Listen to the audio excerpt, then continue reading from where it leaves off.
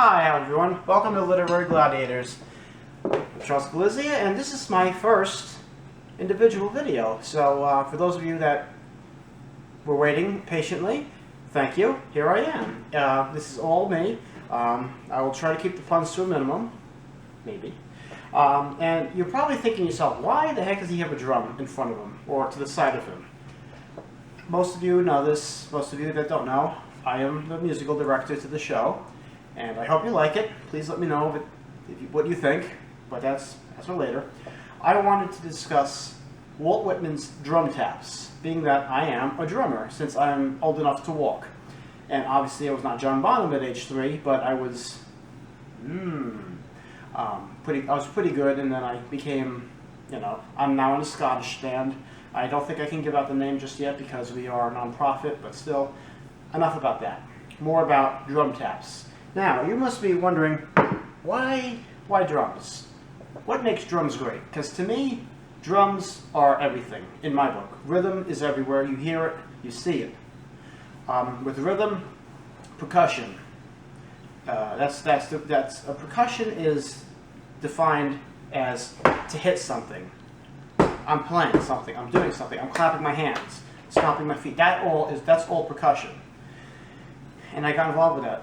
And then I came up with, there were rhythms, and then polyrhythms, and all of this musical stuff that even I'm still have to wrap my head around. But I love what I do as a drummer. I'm not famous for it, a little bit, but you must still, like, why drum? Why he got a drum?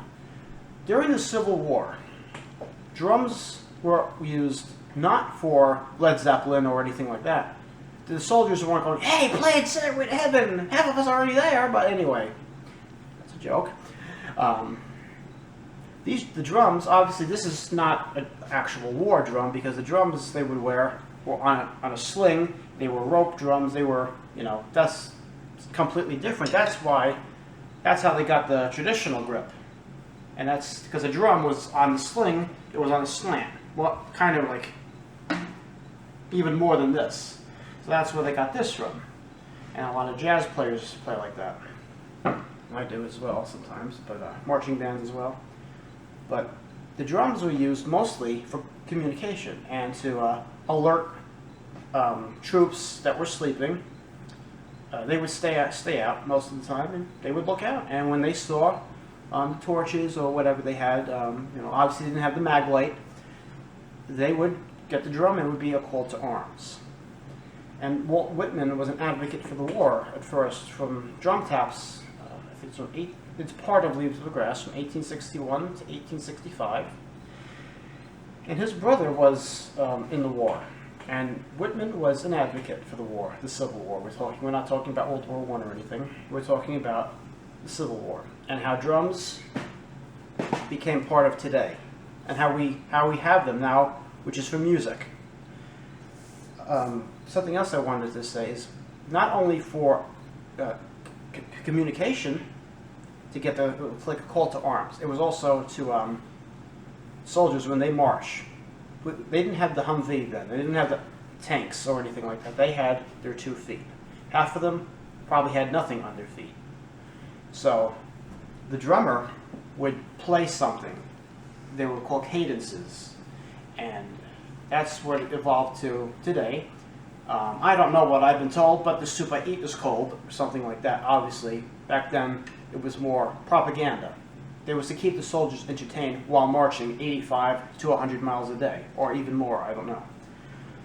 And it was in the cold, the summer, extreme heat, extreme cold, no matter what. They marched, and they went on and on. So the drums did provide some entertainment, and that's what drums are most often used for today, as entertainment. But the drum was originally used as communication. And it started out in West Africa, just banging on a hollow log. That's basically what the first drum was. It was a hollow cylinder, I can talk, hollow cylinder, and that's what they did. They put a head on it, some type of head, but still, that's the logistics of the drum. I wrote my thesis in college about drum taps and the history and quote-unquote role as an individual about drums. And when I said Whitman's brother was an advocate for the war, He was. He was all for this war. He wanted us to have our freedom, and I'm not really a Whitman scholar, to be honest. I like Whitman chocolates, but I'm not a Whitman scholar. But I do know enough about drum taps to talk about this video. His brother was in the war, as I just mentioned, and he was injured. And that's when, this was later on, during, I think this was around 1864, this was around 1865. And then there's Dirge for Two Veterans. Completely different than this other poem I want to talk about, Beat, Beat Drums. A lot of you may know that, or have heard it, or read it. And first of all, Beat, Beat Drums was actually published September 24th, 1861. And we'll get to Whitman's brother a little later, because I'm going to save that for you. So, beat, beat drums, blow bugles blow. Through the windows, through the doors, burst like a force of armed men. And we're seeing here, this is the first stanza, and we're seeing that Whitman is, in my opinion, Whitman is saying, get up and fight. Get up, pick up a stick, pick up a musket, and fight. And it goes, the rest of the poem is all about how the judge on the bench and is who's about to slam the hammer down and say, no, you got to go fight. The bride and groom they're about to have their wedding. No, you got to go out and fight. Honey, you're going to have to spend the night at a McDonald's somewhere. Obviously, it's a little exaggeration, but that's what happened. Everybody had to go fight. They didn't know what was happening. Well, they did, and they wanted to save everything. Like I said, I'm also not a history major as well. But that's what the drums are used for, communication and a little bit of entertainment, and to keep the soldiers in line.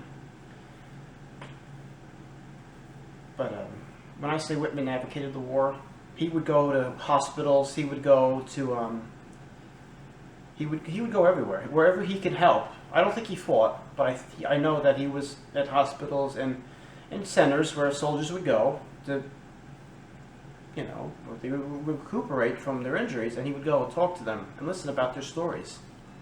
And then now about Whitman's brother, when he got shot, or injured in the war, I think was shot, that's when Whitman said, wow, hits close to home. War is not as great as you think it is. You're not going out there with that big musket. Today it's an M16 or whatnot. You go out there, it's a lot worse than what you think it is. Then he wrote Dirge for Two Veterans in 1865. It's 5 years difference. He's starting to have changes in his mind. He's seeing what's going on. So beat, beat drums, I see it as war propaganda. That's just how I see it. You could see it whatever you want. You could see it as an ice cream cake or whatever. That's how I would like to see it, because everything looks like ice cream cake to me. I have a sweet tooth, for those of you that don't know. He wants people to go out and fight. So that's beat, beat drums, you know. Dirge for Two Veterans. Basically, it's a dirge for two veterans. It's a funeral march. You're playing for the coffin. And I have to do a lot of this as well with the current gig I have. It's a Scottish band, so we do a lot of stuff like that. And we have to play dirges. And that's our way of saying thank you. I'll read the first stanza. The last sunbeam lightly falls from the finished Sabbath. On the pavement here and there beyond is a looking down a new-made double grave. Lo, the moon ascending up from, it'd be nice if my eyes worked today, up from the east, and that silvery round moon. It's going on now. We're going it's going into nighttime. And they're taking a soldier in his coffin, and they're putting him to rest. The drums in this poem have, or in this work, have another meaning. It's more for ceremonial purposes now, and not just for entertainment or war commands. It's now for a final rest. We're paying our respect to the soldier who was, like I said, Dirge for Two Veterans. It was completely different than the first poem. I think you understand where I'm going with this. And Whitman saw that, man, this is really bad. Look at all this devastation. Look at all this. The War of 1812 was a mess. That was a mess. And like I said, I'm not a history scholar, but this was Leaves of Grass was, I think, over a 5-year from 1861 when Beat Beat Drums was published, and Dirge for Two Veterans 5 years later in 1865.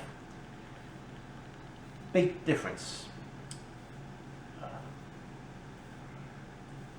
The drums also have, I think, they have a symbolic meaning in the poems themselves. They have the noise. In Dirge for Two Veterans, there's a stanza. I hear the great drums pounding, and the small drums steady whirring. It's kind of like a drum roll. And every blow of the great convulsive drums strikens me through and through. For the son is brought with the father, in the foremost ranks of the fierce assault they fall. Two veterans, son and father, drop together, and the double grave awaits them. That little stanza I just read to you hits home, and for a lot of you it really hits home because you may have relatives that, gone off to war. And thank you. It's a sad poem. I still, I wrote my thesis about this, and I still can't talk about this in public or on camera too. It's very uncomfortable sometimes. It's sad. But anyway, Whitman said to himself, "I'm going to write this dirge, this poem," and he did, and it got published. So he did something right. The drums were also seen as the cannons going off, the rifles, which weren't rifles, they were muskets. That crack of the drum was also seen as a crack of a musket or a cannon. And that's, of course, in the first poem, or first work. In this one, it's seen as the drum being used for ceremonial purpose. It's seen as, when the bell is struck, it could be seen as the drum also being struck, or the final shot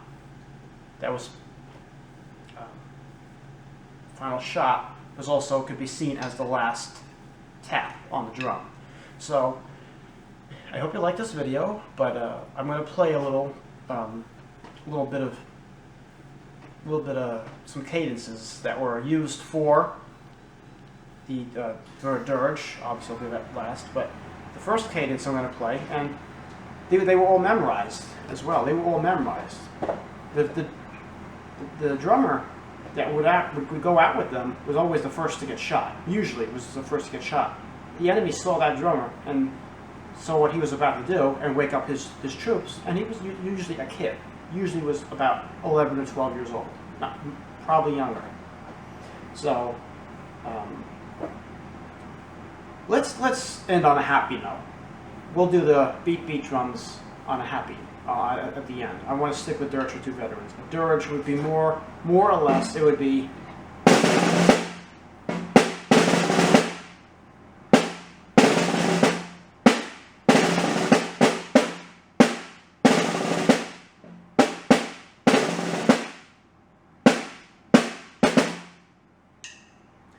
Now, obviously, that's something I came up with off the top of my head because I can't go back 100 or years and figure out what was in their mind. Now, how did you write that? Now, you can't do that, but you could tell just by the tone, beautiful tone of my drum, but just by the solemn way I played that. That's how the dirge is played, and also in a march, which is a dirge. It's a march. It's slow. It's deliberate.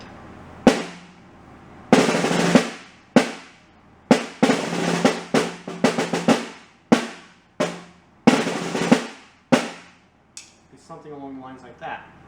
That would be Dirge for Two Veterans. That's my take on that. Now, to end on a happy note, which is what I always like to do, is end on a happy note. Beat drums. You're going out to war.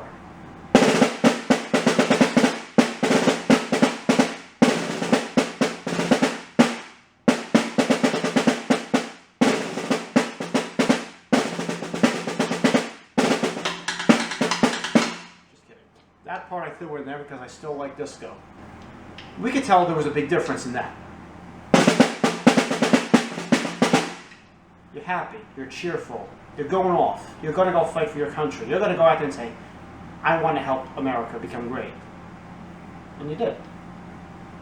That's happy, joyful. Let's get the juices going. That drummer is going to go out there and say, come on guys, we only marched 8,400 miles this week. Let's do another 184 miles or whatnot. You know. And that's how drums are used throughout literature and war. Communication, you know, call to arms. I've said that many times.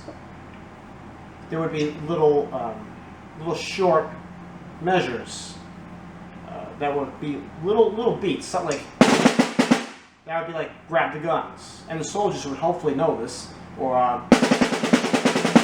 the enemy is about 5 miles away, blow up the cannon or whatever, something like that. Or, like I said earlier, ceremonial. While marching, there's 2 ways you can march. I don't know if I said this, but there's the happy march, as we've seen in beat drums, and there's the dirge. So there's a big difference. And then drums became more and more popular, and they said, let's try and make them more musical, not just use them in war, and let's see what we can do. And now today we have music, and we've always had music. But there was a time there was music without drums, aka Mozart, Tchaikovsky. Well, he had some drums in there, but anyway, I'm going off again on a tangent. But that's my take on drum taps. Just 2 poems. Excuse me. It's 2 poems, 2 works from the beginning and the end of drum taps, which is in the collection alone of Leaves of Grass. So hopefully I didn't stink too bad on this, but like I said, this is what I wrote my college thesis on. Got a B+, so I think I did something right. So anyway, thank you for watching Literary Gladiators, and for the first time I can say this, please like, subscribe, leave us a comment, let us know what you think. What could I have done to be better at this, or what do you think? Well, tell us what you think, okay? And as Josh would always say, for now, keep reading.